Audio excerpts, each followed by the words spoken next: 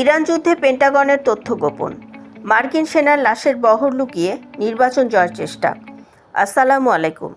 মধ্যপ্রাচ্যে ইরানের সাথে চলা যুদ্ধে নজিরবিহীন এক তথ্য গোপনের বিতর্কে তোলপাড় মার্কিন রাজনৈতিক অঙ্গন। সাবেক সিআইএ পরিচালক এবং সাবেক মার্কিন প্রতিরক্ষা মন্ত্রী লিওন প্যানেটা সরাসরি পেন্টাগনের এই তথ্য লুকানোর নীতিকে মার্কিন ইতিহাসের এক লজ্জাজনক অধ্যায় হিসেবে আখ্যায়িত করেছেন। ইরানের ক্ষেপণাস্ত্র হামলায় ঝাঁঝরা হয়ে যাওয়া মার্কিন সেনাদের আসল ক্ষত ও মৃত্যুর খবর আমেরিকার জনগণের কাছ থেকে লুকিয়ে রাখা হচ্ছে বলে অভিযোগ উঠেছে। আগামী নভেম্বরের মধ্যবর্তী নির্বাচনে রাজনৈতিক বিপর্যয় এড়াতে এবং ডোনাল্ড ট্রাম্পের হারানো জনপ্রিয়তা ধরে রাখতে কি মার্কিন পেন্টাগন মিডিয়াকে নিষিদ্ধ করে সত্য গোপন করছে?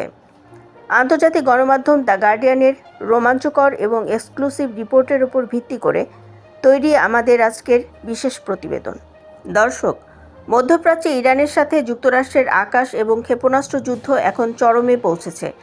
যুক্তরাষ্ট্রের আনুষ্ঠানিক তথ্য অনুযায়ী যুদ্ধে এখন পর্যন্ত 18 জন মার্কিন সৈন্য নিহত হয়েছেন এবং প্রায় 430 জন সৈন্য গুরুতর আহত হয়েছেন।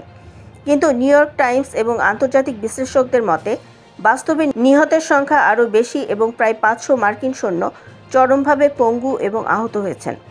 সবচেয়ে চাঞ্চল্যকর বিষয় হলো, গত আড়াই মাস ধরে মার্কিন পেন্টাগন কোনো অফিসিয়াল প্রেস ব্রিফিং বা সাংবাদিকদের মুখোমুখি হয়নি।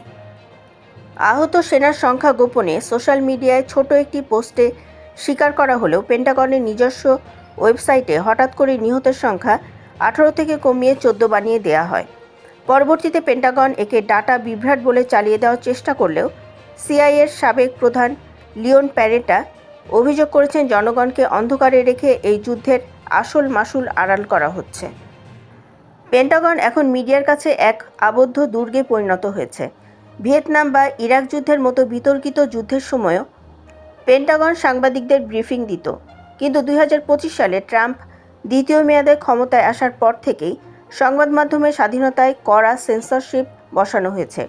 তা নিউ ইয়র্ক টাইমস, এপিআর এবং পলিটিকোর মতো শতবর্ষী নির্ভরযোগ্য সংবাদ মাধ্যমগুলোতে পেন্টাগন থেকে বের করে দিয়ে ট্রাম্পপন্থী কিছু প্রভাবশালীকে সেখানে জায়গা করে দেওয়া হয়েছে।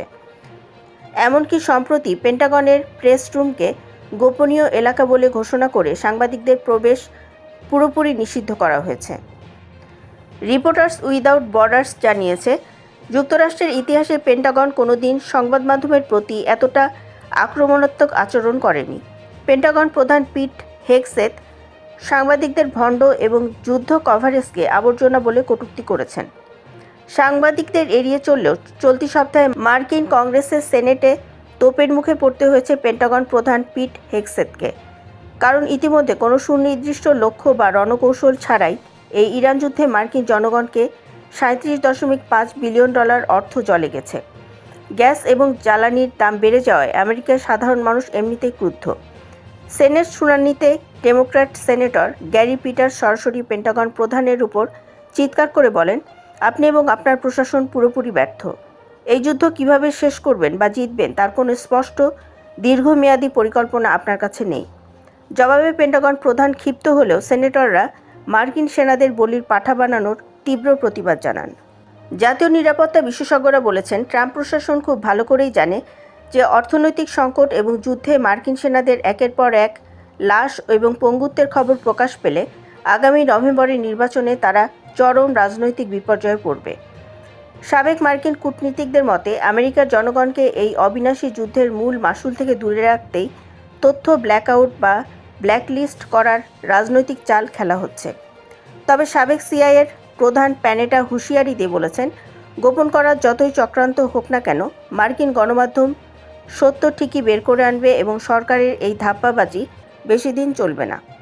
দর্শক, ইরান যুদ্ধে পেন্টাগনের এই চরম সত্য লুকানোর কৌশল কি ডোনাল্ড ট্রাম্পের ভোটের রাজনীতিকে বাঁচাতে পারবে, নাকি এটি আমেরিকার জন্য আরেকটি ভিয়েতনাম বা ইরাক যুদ্ধের মতো স্থায়ী ফাঁদে পরিণত হতে যাচ্ছে?